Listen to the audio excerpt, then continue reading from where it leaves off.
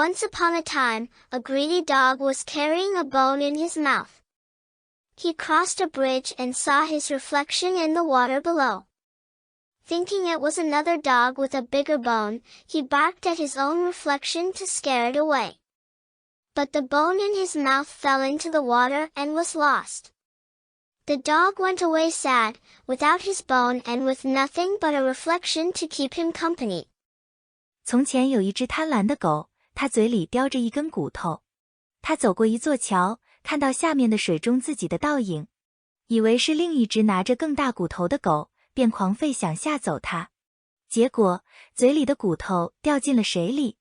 那只狗无骨可啃，只能孤独地陪伴自己的倒影。故事寓意是，贪婪会让你失去已经拥有的东西。谢谢观看。